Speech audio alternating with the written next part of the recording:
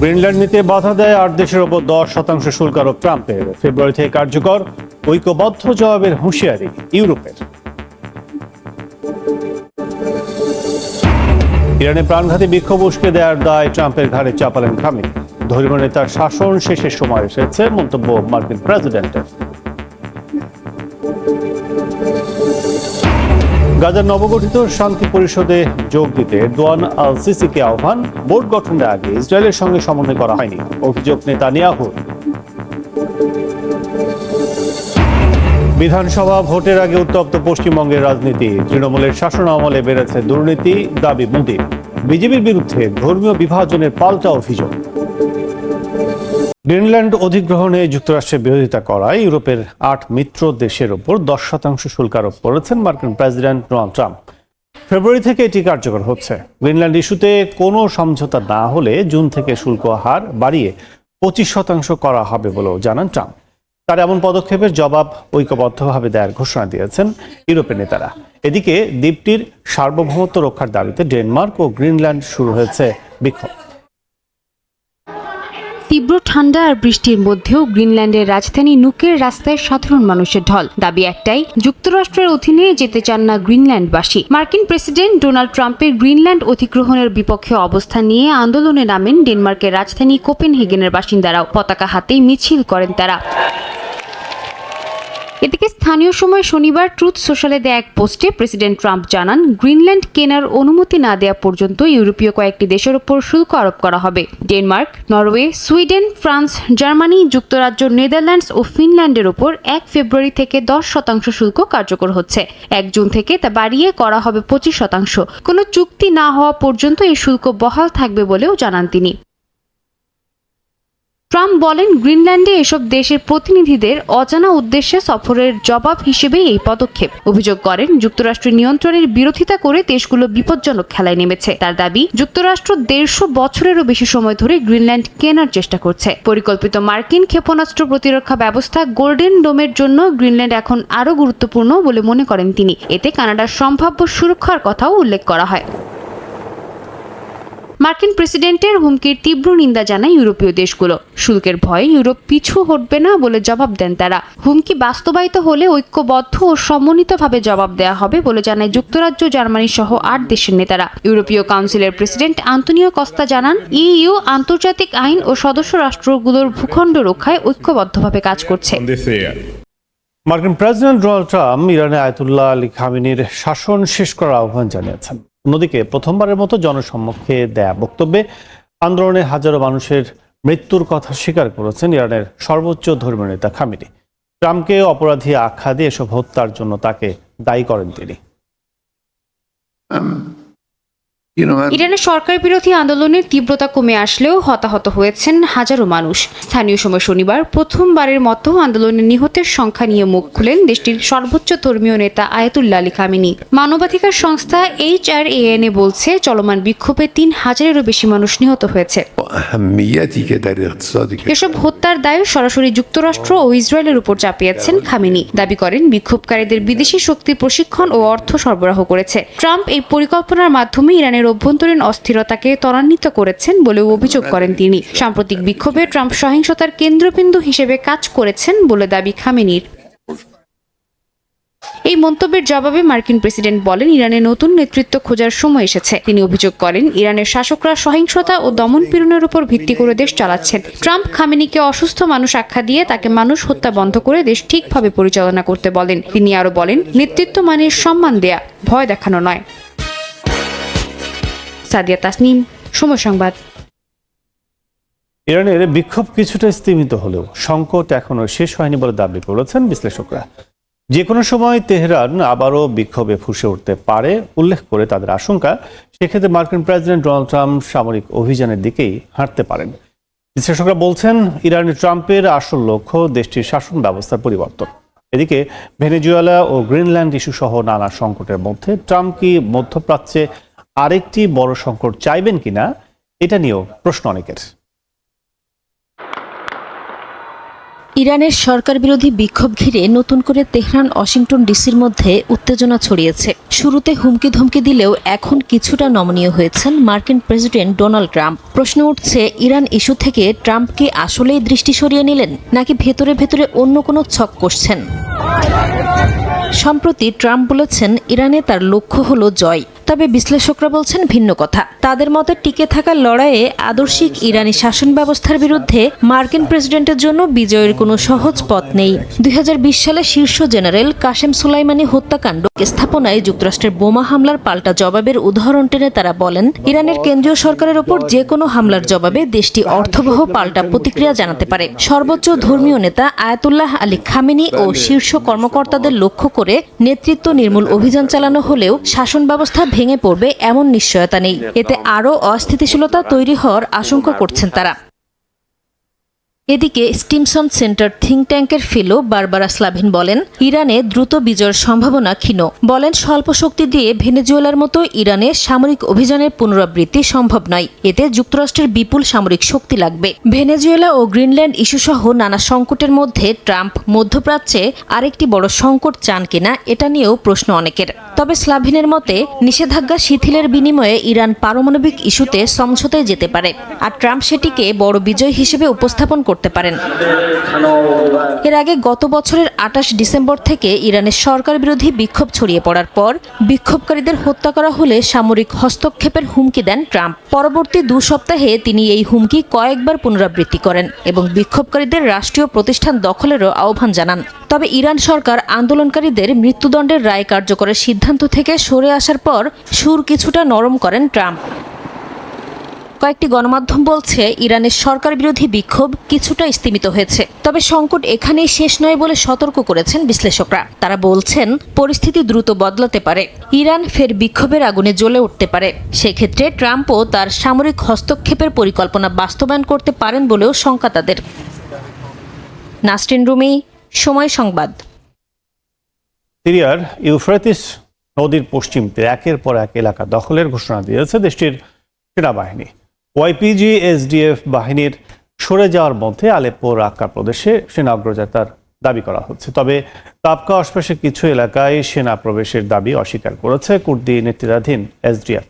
এই অবস্থায় যুদ্ধ না থামালে সিরিয়ার ওপর নিষেধাজ্ঞা আরোপের হুঁশিয়ারি দিয়েছে যুক্তরাষ্ট্র।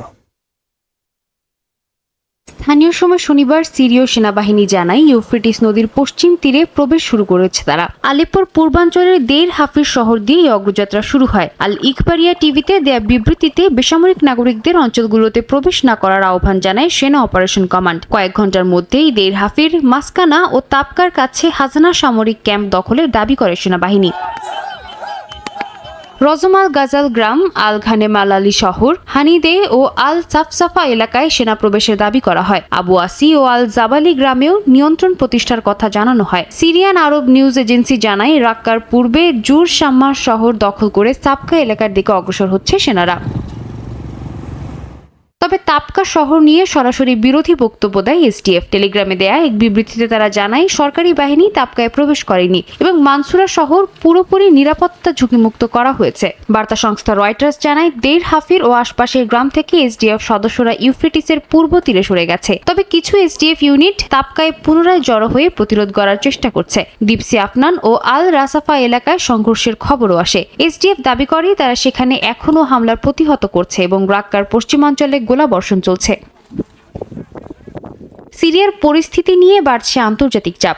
যুক্তরাষ্ট্রের সেন্ট্রাল কমান্ড সিরীয় বাহিনীকে আলেপ্পো ও তাবকার মধ্যবর্তী এলাকায় আক্রমণাত্মক অভিযান বন্ধের আহ্বান জানায়। সেন্টকম জানায়, উত্তেজনা না বাড়িয়ে সংলাপের মাধ্যমে সমাধানের পথে এগোনো জরুরি। একই সঙ্গে মার্কিন সিনেটর লিন্ডসি গ্রাহাম হুঁশিয়ারি দেন, কুর্দি বাহিনী ও এসডিএফ এর বিরুদ্ধে সামরিক অভিযান চালালে সিরিয়ার ওপর নতুন করে কঠোর নিষেধাজ্ঞা আরোপের উদ্যোগ নেওয়া হবে। বলেন, প্রয়োজনে আবারও কার্যকর করা হবে বাতিল হওয়া সিজার এক নিষেধাজ্ঞা। সাদিয়া তাসনিম, সময় সংবাদ। গাজায় যুদ্ধ পরবর্তী শাসন ব্যবস্থা তদারকির জন্য বোর্ড অব পিস এ যোগ দিতে মিশর ও তুরস্কের নেতাদের আহ্বান জানানো হয়েছে। ইসরায়েলের প্রধানমন্ত্রী বেনিয়ামিন নেতানিয়াহুর দাবি, বোর্ড গঠন করার আগে ইসরায়েলের সঙ্গে সমন্বয় করা হয়নি এবং এটি তাদের নীতির বিরোধী। ফিলিস্তিনি সংগঠন ইসলামিক জিহাদের অভিযোগ, ইসরায়েলের স্বার্থ রক্ষা করতে এই বোর্ড গঠন করা হয়েছে। এদিকে অঞ্চলটিতে শান্তি নিশ্চিত করতে ইসরায়েলকে অবিলম্বে পশ্চিম তীরে বসতি স্থাপন প্রকল্প বন্ধ করার আহ্বান জানিয়েছে ইউরোপীয় ইউনিয়ন। যুদ্ধবিরতি নিয়ে তৎপরতার মধ্যে ফিলিস্তিনে 1 জন নিহত ও 6 জন আহত হয়েছেন। যুদ্ধবিরতির দ্বিতীয় ধাপ কার্যকরে বিশিষ্ট ব্যক্তিদের নিয়ে বোর্ড অফ পিস গঠন করছেন মার্কিন প্রেসিডেন্ট ডোনাল্ড ট্রাম্প। এই তালিকায় নাম লেখাতে আহ্বান জানিয়েছেন মিশর ও তুরস্কের নেতাদের। তুরস্কের প্রেসিডেন্ট রিসেপ তাইপ এরদোয়ানকে শনিবার আমন্ত্রণ জানানো হয়। মিশরের পররাষ্ট্রমন্ত্রী বদর আবদিলাতি জানান, প্রেসিডেন্ট আবদেল ফাত্তাহ আল সিসির আমন্ত্রণ পর্যালোচনা করা হচ্ছে। বোর্ডের দায়িত্বগুলো এখনো বিস্তারিতভাবে প্রকাশ করা হয়নি। হোয়াইট হাউস জানিয়েছে আগামী কয়েক সপ্তাহে আরও সদস্যের নাম ঘোষণা করা হবে। ফিলিস্তিনি সংগঠন ইসলামিক জিহাদের অভিযোগ, ইসরায়েলের স্বার্থ রক্ষায় এই বোর্ড গঠন করা হয়েছে। তারা বলছে, বোর্ডের উদ্দেশ্যে যুদ্ধবিরতি চুক্তির শর্ত বাস্তবায়নের নামে দখলকারী শক্তির স্বার্থে কাজ করা। গাজাবাসীর আশঙ্কা, ন্যায় বিচার বা পুনর্গঠনের পরিবর্তে নিজেদের নিয়ন্ত্রণকে অগ্রাধিকার দিতে পারেন বোর্ডের সদস্যরা। ইসরায়েলের প্রধানমন্ত্রী বিনিয়ামিন নেতানিয়াহু বলছেন, ইসরায়েলের সঙ্গে সমন্বয় ছাড়াই বোর্ড গঠন করা হয়েছে। এতে তাদের দেশের নীতির লঙ্ঘন হচ্ছে। দেশটির জাতীয় নিরাপত্তা মন্ত্রী ইতামার বেন গাভির ট্রাম্প প্রশাসনের পরিকল্পনার সমালোচনা করেন। বেন গাভিরের দাবি, হামাসকে ধ্বংস করার পাশাপাশি ফিলিস্তিনিদের গাজা ছাড়তে বাধ্য করা উচিত। এদিকে পশ্চিম তীরে বসতি সম্প্রসারণ প্রকল্প বন্ধের আহ্বান জানিয়েছে ইউরোপীয় ইউনিয়ন। কমিশনের মুখপাত্র আনোয়ার এল আনুনি বলেন, বসতি সম্প্রসারণ শান্তি ও স্থিতিশীলতার জন্য ঝুঁকিপূর্ণ। বিশেষ করে জেরুজালেমের পূর্বাঞ্চলে আতারোট ও নাহালাত সীমানে এই প্রকল্প উদ্বেগজনক। ইউরোপীয় কমিশন বলছে, অবৈধ বসতি সম্প্রসারণ দ্বিরাষ্ট্র সমাধানের সম্ভাবনা হ্রাস করছে। এটি ফিলিস্তিনিদের বাস্তুচ্যুতি ঘটাতে পারে। সাদিয়া তাসনিম, সময় সংবাদ। পশ্চিমবঙ্গ বিধানসভা ভোটের আগে রাজ্যের রাজনীতি দ্রুত উত্তপ্ত হয়ে উঠছে। শনিবার একই দিনে মাত্র 100 কিলোমিটারের ব্যবধানে 2 জেলায় উঠে আসে 2 বিপরীত রাজনৈতিক বার্তা। মালদহে তৃণমূল বিরোধী বার্তা দেন প্রধানমন্ত্রী নরেন্দ্র মোদী, আর বহরমপুরে বিজেপির বিরুদ্ধে ধর্মীয় বিভাজনের রাজনীতির অভিযোগ তোলেন অভিষেক বন্দ্যোপাধ্যায়। সুব্রত আচার্যের পাঠানো তথ্যচিত্র রিপোর্ট। আসন্ন বিধানসভা নির্বাচন সামনে রেখে পশ্চিমবঙ্গে জোর প্রচারে নেমেছেন প্রধানমন্ত্রী ও বিজেপি নেতা নরেন্দ্র মোদী। নির্দিষ্ট ভোট ব্যাংকে প্রভাব ফেলতেই তার এই প্রচার বলে মনে করছেন রাজনৈতিক পর্যবেক্ষকরা। শনিবার দুপুরে মালদহের শাহাপুর মালদহ বাইপাস সংলগ্ন মাঠে বিজেপির পরিবর্তন সংকল্প জনসভাতে বক্তব্য রাখেন মোদী। সেখানে থেকে রাজ্যের শাসক দল তৃণমূল কংগ্রেসকে কড়া ভাষায় আক্রমণ করেন। মোদীর অভিযোগ, তৃণমূলের শাসনে রাজ্যে দুর্নীতি ও দুঃশাসন চরমে পৌঁছেছে। কেন্দ্রীয় সরকারের একাধিক উন্নয়ন প্রকল্প বাস্তবায়ন করতে দেয়া হয়নি বলেও দাবি করেন তিনি। অনুপ্রবেশ ইস্যুতেও সরব হন প্রধানমন্ত্রী। বলেন, অনুপ্রবেশের কারণে জনসংখ্যার ভারসাম্য নষ্ট হচ্ছে, বাড়ছে হিংসাও। মালদহ ও মুর্শিদাবাদের পরিস্থিতি উদ্বেগজনক বলে মন্তব্য করেন মোদী। ক্ষমতায় এলে অনুপ্রবেশকারীদের বিরুদ্ধে কঠোর ব্যবস্থা নেওয়ার হুঁশিয়ারি দেন তিনি। টিএমসি সরকার बहुत ही निर्दयी है, बहुत ही निर्मम है। केंद्र सरकार गरीबों के लिए जो पैसा बेचती है, उस पैसे को यहां टीएमसी के लोग लूट लेते हैं। टीएमसी के लोग बंगाल के मेरे गरीब भाई बहनों के दुश्मन बने हुए हैं। उन्हें आपकी तकलीफ की कोई चिंता नहीं है। মোদীর বক্তব্যে পাল্টা জবাব আসে বহরমপুর থেকে। মালদহের সভাস্থল থেকে প্রায় 100 কিলোমিটার দূরে রোড শো ও জনসভা করেন তৃণমূলের সর্বভারতীয় সাধারণ সম্পাদক অভিষেক বন্দ্যোপাধ্যায়। সেখান থেকেই বিজেপির বিরুদ্ধে ধর্মীয় বিভাজনের রাজনীতির অভিযোগ তোলেন তিনি।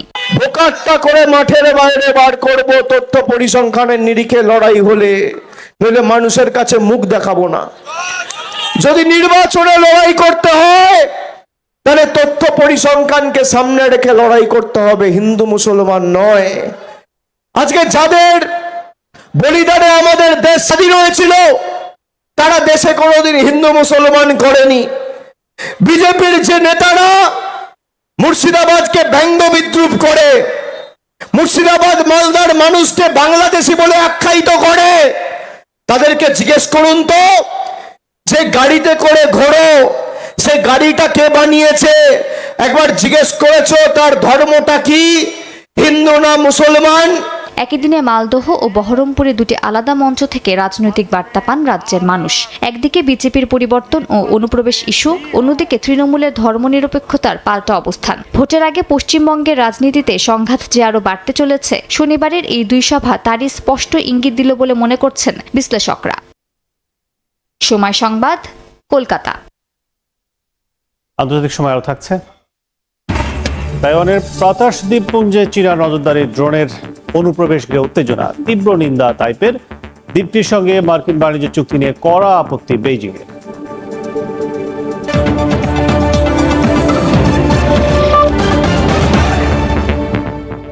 যুক্তরাষ্ট্রে অবৈধ অভিবাসী বিরোধী অভিযান ইস্যুতে আবারও উত্তাল মিনেসোটা অঙ্গরাজ্যের বিক্ষোভ।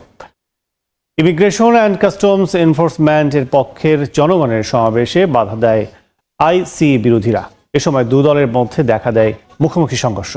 সময় কয়েকজন আহত হন। পরিস্থিতি নিয়ন্ত্রণে আনতে অঙ্গরাজ্যটিতে অতিরিক্ত পুলিশ মোতায়েন করা হয়।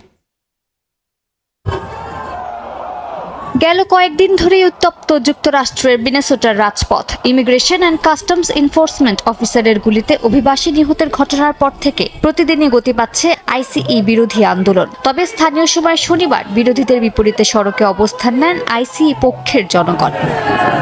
মিনিয়াপলিসের শহরতলিতে প্রো আইস ও অ্যান্টি আইস বিক্ষোভকারীদের মধ্যে সংঘর্ষ হয়। অ্যান্টি আইস বিক্ষোভকারীরা প্রো আইস সমাবেশে বাধা দিলে ধস্তাধস্তি শুরু হয়। ব্যানার নামানো, ধাক্কাধাক্কি আর মারধরের দৃশ্যও দেখা যায়। পরিস্থিতি উত্তপ্ত হলে মিনিয়াপলিস পুলিশ সোয়াজ গিয়ার পরে সাজোয়া জাত নিয়ে এলাকায় নামে। রাজ্য কর্তৃপক্ষ ন্যাশনাল গার্ডকে প্রস্তুত থাকতে বলে। পুলিশ জনতাকে রাস্তা ছাড়ার নির্দেশ দেয় এবং ছত্রভঙ্গ করার চেষ্টা করে।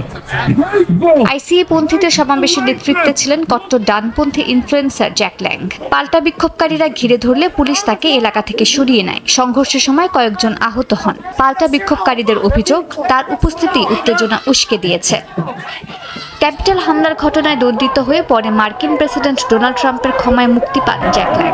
প্রকাশ্যে ইসলাম বিদ্বেষী বক্তব্য দিয়ে পরিচিত তিনি। কোরআন পোড়ানোর হুমকি এবং সোমালি অভিবাসী অধ্যুষিত এলাকায় মিছিলের ঘোষণাও দেন জ্যাক ল্যাং। মালিহা সুহরওয়ার্দী, সময় সংবাদ। মালয়েশিয়ার রাজধানী কুয়ালালামপুর থেকে বাংলাদেশি সহ অন্তত 217 জন অবৈধ অভিবাসীকে আটক করা হয়েছে।